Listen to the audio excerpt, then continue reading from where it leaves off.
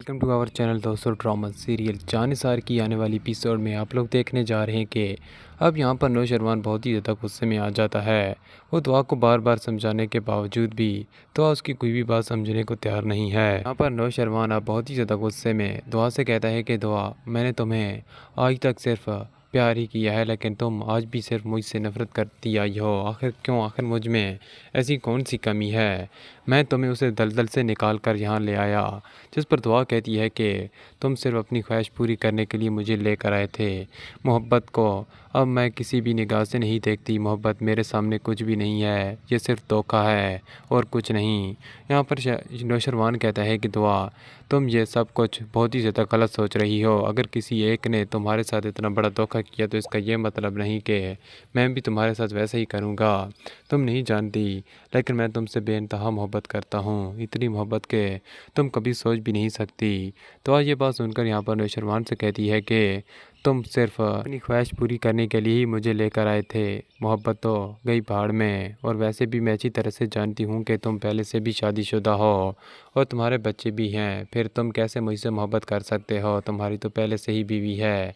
नौशरवान कहता है कि मैं उसके बारे में तुम्हें बताता चलूँ कि वो मेरे भाई की बीवी थी और बड़ों के फैसलों की वजह से मुझे उसके साथ बांध तो दिया गया था, लेकिन मैं आज उसे कबूल नहीं करता और इसीलिए तो मैंने तुमसे शादी की है, अपनी पसंद वाली। मैं सच्ची मोहब्बत करता हूँ दुआ तुमसे। अगर तुम मुझे छोड़कर जाना भी चाहती हो तो आखिर कहाँ जाओगी?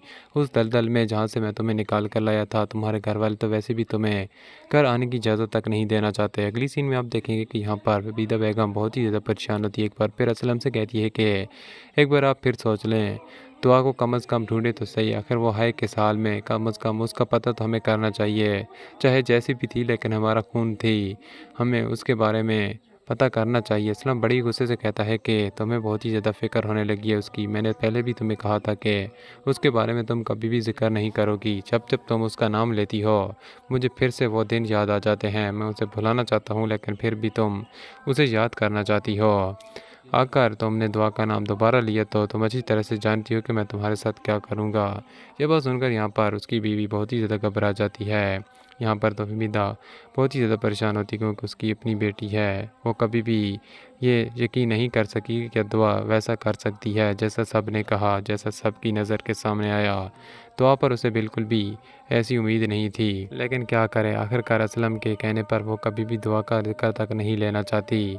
वो बहुत ही ज़्यादा डरती है, क्योंकि असलम बहुत ही ज़्यादा पागल है, वो कुछ भी कर सकता है, इसलिए यहाँ पर वो खामोश है।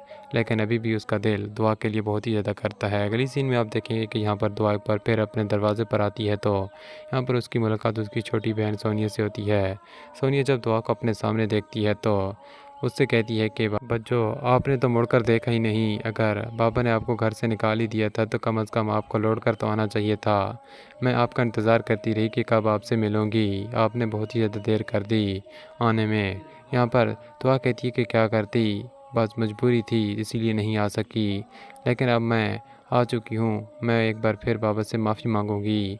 जिस पर सोनी कहती है कि बाबा बहुत ही ज़्यादा गुस्से में, अभी भी वो आपकी शक्ल तक नहीं देखना चाहते। अभी तो वो घर से बाहर हैं, लेकिन अगर वो यहाँ पर आ गए तो आप अच्छी तरह से जानती हैं कि वो क्या कर सकते हैं। अम्मी जान को उन्होंने धमकी दी थी कि वो उन्हें तलाक दे देंगे अगर अम्मी ने तुम्हें घर में दाखिल होने की इजाज़त तक भी दी तो।